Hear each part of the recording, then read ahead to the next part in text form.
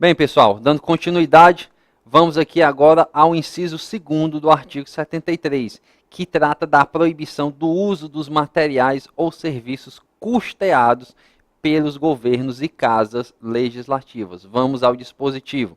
Diz lá que é proibido usar materiais ou serviços custeados pelos governos ou casas legislativas que excedam as prerrogativas consignadas nos regimentos e normas dos órgãos que integram. Vejam, o dispositivo ele está adstrito à questão da propaganda política, de modo que devemos também observar que a proibição do serviço custeado pelo poder público não impede que o mesmo serviço seja utilizado caso haja a remuneração pelo candidato de maneira particular. Um exemplo aqui concreto que aconteceu comigo também em 2014. Lá nas caravanas do PT, em determinado dia, foram lá ao município de Quixeramobim. Aqui é o prefeito de Quixeramobim à época, Cirilo Pimenta, que não se reelegeu. Aqui era o presidente do PT à época. Aqui o deputado José Nobre Guimarães, que estava tentando legitimar sua candidatura ao Senado. E aí no site da prefeitura, após o encontro, foi divulgada a seguinte nota. Neste sábado, o prefeito Cirilo Pimenta recebeu a caravana do Partido dos Trabalhadores, no município de Quixeramobim. Este momento vem sendo realizado em várias cidades do estado do Ceará. O evento foi um encontro estadual do partido, tendo como pauta a reeleição da presidenta Dilma Rousseff, ou seja, no site da prefeitura, já fazendo propaganda política. Na oportunidade estiveram presentes lideranças nacionais do partido, nomes como o de Hilário Marques, uma das lideranças do PT do Sertão Central, o ex-presidente do PT, Joaquim Cartacho, o deputado Dedé Teixeira e demais representantes do Legislativo Estadual, assim como também representantes do MST e da FETRAS. O prefeito Cirilo Pimenta, juntamente com seus assessores, esteve no evento, recebendo também o ministro Ricardo Berzoini. Aproveitando o momento, foi lançada a pré-candidatura do quixeramobiense José Nobre Guimarães a uma vaga no Senado Federal pelo estado do Ceará. Ora bem, diante disso foi ajuizada também uma representação por conduta vedada contra o PT, foi ajuizada uma ação cautelar de improbidade, foi retirado do ar essa matéria e a ação transcorreu normalmente. Então são atos concretos, mas que você detecta facilmente, não exige nenhuma investigação complexa e que, se for dada uma fiscalização enérgica, inibe muito o abuso de poder político e uso da máquina na campanha eleitoral, tá bom? Dando continuidade, a gente tem aqui uma exceção muito importante. O uso das dependências do poder legislativo para fins de propaganda. O que diz esse dispositivo lá no artigo 37, parágrafo 3º da Lei das Eleições? Diz o seguinte, que nas dependências do Poder Legislativo, a veiculação de propaganda eleitoral fica a critério da mesa diretora. Ora, volta aqui comigo, Bruno.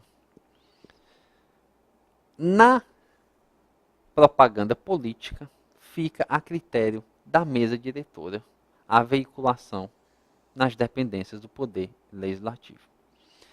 No silêncio, nós devemos interpretar que pode realizar propaganda ou que não pode.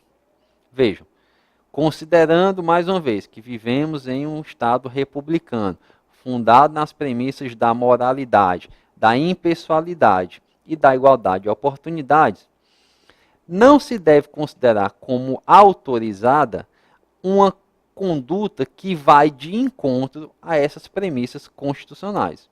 Então, se não houver deliberação da mesa diretora, deve-se entender como proibido o comportamento de propaganda nas dependências do Poder Legislativo. Ainda que autorizada, eu tenho entendimento que isso deve ser proibido pelos órgãos de fiscalização e processado quem o fizer, porque viola esses dispositivos constitucionais. Mas existe esse subterfúgio legal e aí é uma discussão jurídica, mas no silêncio não há dúvida, está proibido. Agora, ainda que no silêncio esteja proibido, nós devemos lembrar que o parlamentar tem imunidade pelo que fala, pelas palavras, opiniões e votos proferidos em razão do exercício do mandato. E aí a jurisprudência vem garantindo, a despeito de não mais considerar a imunidade absoluta, mas vem garantindo imunidade nesse caso. Vamos ver aqui um precedente nesse sentido. Vamos lá, Bruna.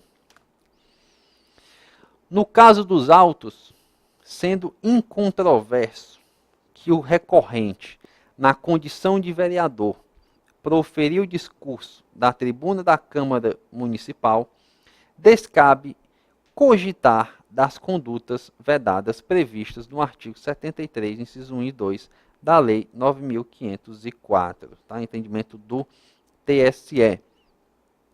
No tocante ao inciso 2, nós também devemos lembrar a questão da distribuição de informativos de atuação parlamentar, que são a publicação nos sites dos poderes legislativos das atuações parlamentares, das proposições legislativas, das deliberações, das reuniões voltadas para essas deliberações.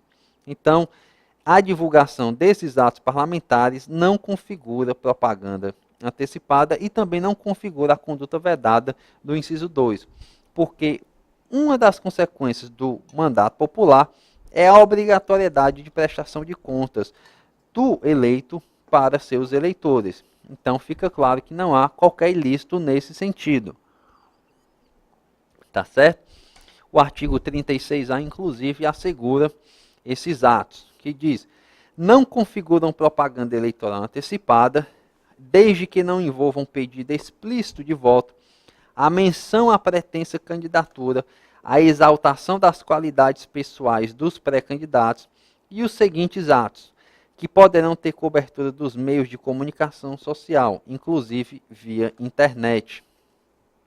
A realização de encontros, seminários ou congressos em ambiente fechado e às expensas dos partidos políticos para tratar da organização dos processos eleitorais, discussão de políticas públicas, planos de governo ou alianças partidárias, visando as eleições, podendo tais atividades ser divulgadas pelos instrumentos de comunicação intrapartidária.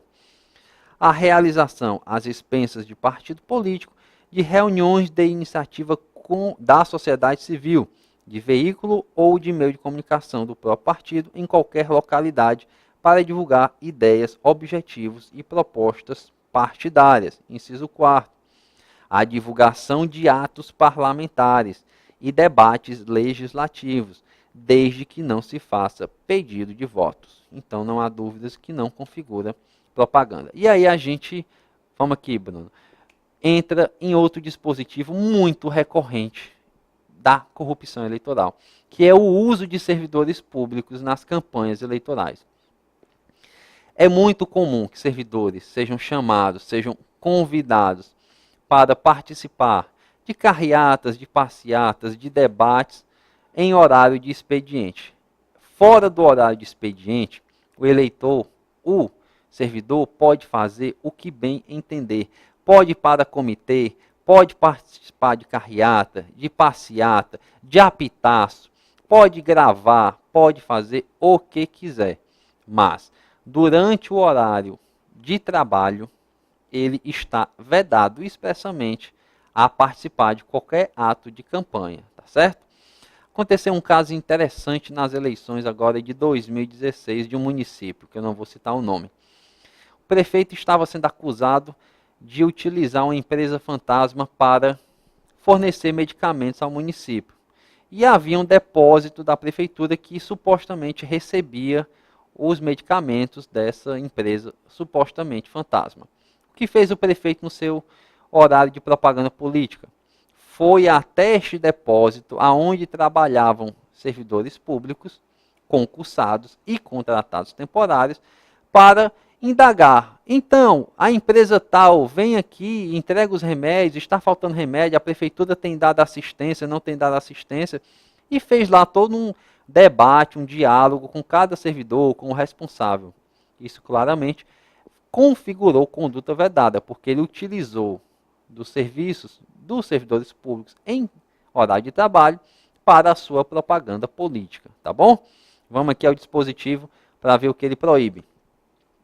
É proibido, portanto, de acordo com o artigo 73, inciso 3, ceder servidor público ou empregado da administração direta ou indireta federal, estadual ou municipal do Poder Executivo, ou usar de seus serviços para comitês de campanha eleitoral de candidato, partido político ou coligação, durante o horário de expediente normal, salvo se o servidor ou empregado estiver licenciado. Vejam bem, esse dispositivo aqui merece alguns cuidados. Primeiro, quando ele fala que é proibido usar dos seus serviços para comitês de campanha, a expressão comitês de campanha não se restringe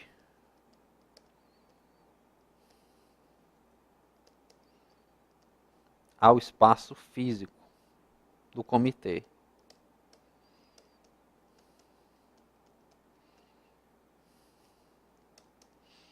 O entendimento é que comitês de campanha deve ser interpretado como ato de campanha, qualquer ato de campanha.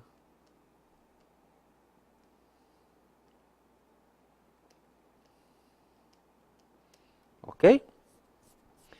Durante o horário de expediente normal, nós temos que fazer a associação com os servidores que trabalham sob o regime de metas. É muito comum, quando se flagra um servidor em ato de campanha, durante o horário ordinário da repartição pública, que ele alegue trabalhar sob o regime de metas. E aí isso já é polêmico. Se ele já tiver cumprido a meta semanal dele, ou a meta diária, estará configurada a conduta vedada ou não? A resposta deve ser claramente que sim. Porque o regime jurídico dele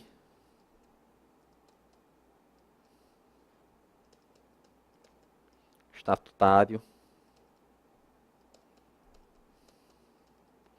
ou seletista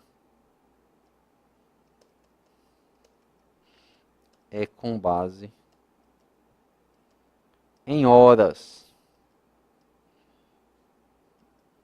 e não em metas. Salvo se a lei da categoria dispuser em contrário, claro.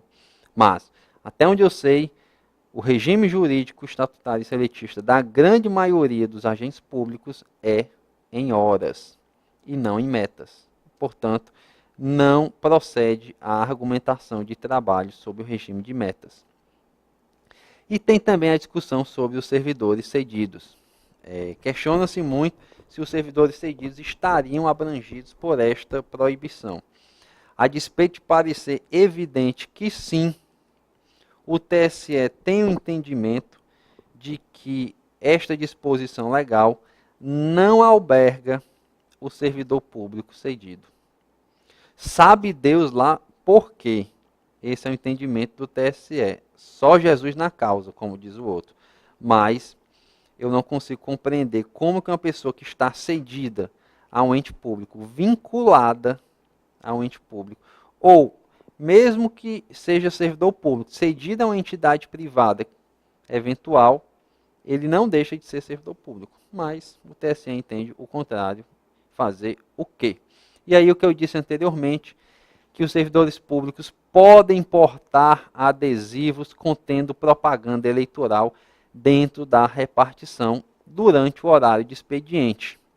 Conquanto eticamente reprovável, isso não se enquadra na descrição típica contida no artigo 73, inciso 3 da Lei 9.504, cuja proibição consiste na cessão ou na utilização de seus serviços para comitês de campanha eleitoral, circunstâncias que não se verificaram no caso, tá certo?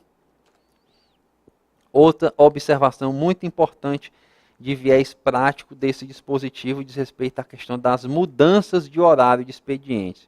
É muito comum, próximo ao período eleitoral, ou perto mesmo do próprio ato da votação, que haja mudanças repentinas e abruptas do horário de expediente dos servidores públicos. E, nesse sentido, deve-se verificar se há uma causa justificante ou não, sob pena de configuração do abuso de poder político, não da conduta vedada, porque a mudança do horário formal vai excluir a conduta vedada, mas pode configurar exatamente o abuso de poder político.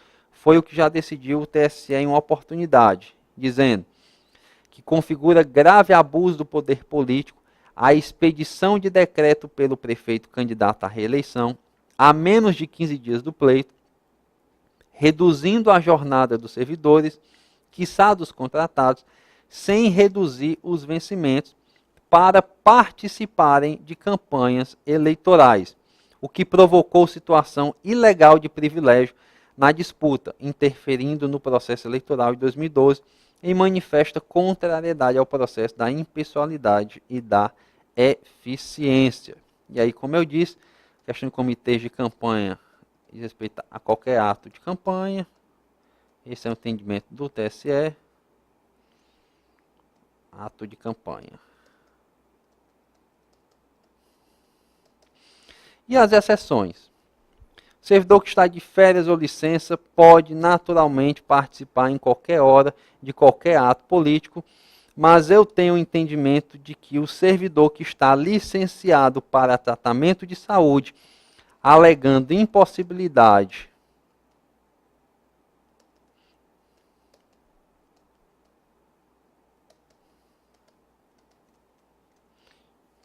de trabalhar, ele também não pode comparecer.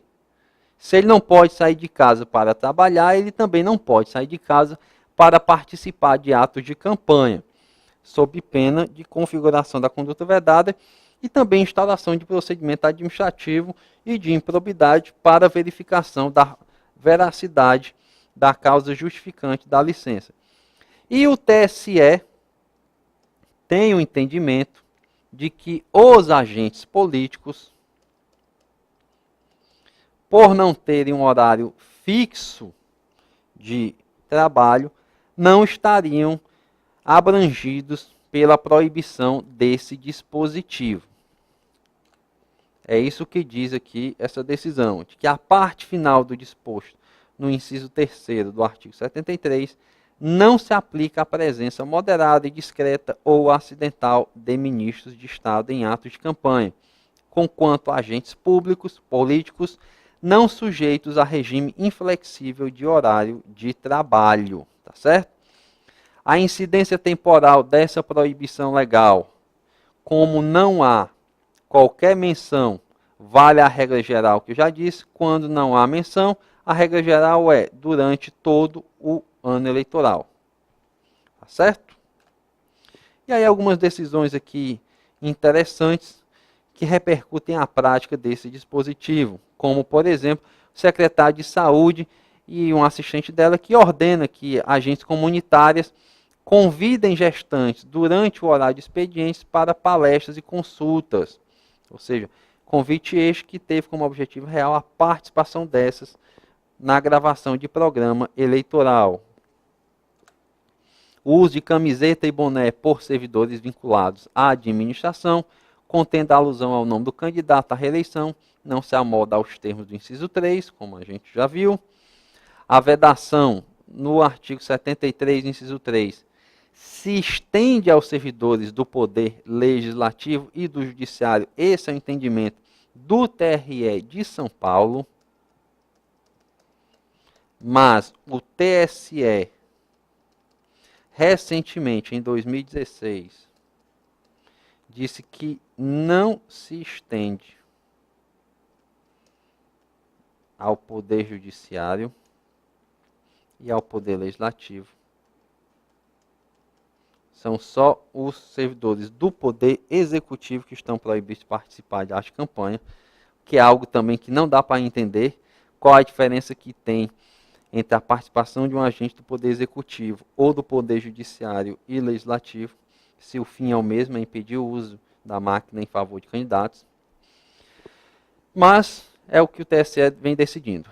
Diz também o TRE do Rio Grande do Sul que caracteriza conduta vedada a agentes públicos a convocação de servidores municipais por parte de prefeito, candidato à reeleição, para participar de reunião política durante o horário normal de expediente.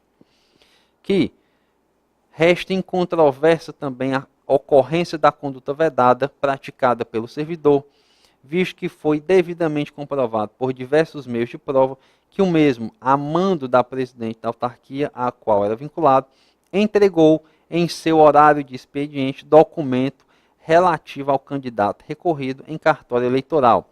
Muito comum na prática servidores entregarem o pedido de registro de candidatura.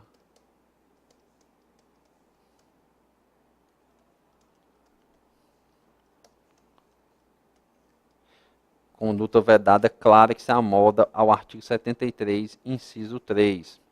E aí a gente entra na problemática do artigo 73, incisos 4º, parágrafo 10 da Lei das Eleições, que trata da distribuição de bens em ano eleitoral.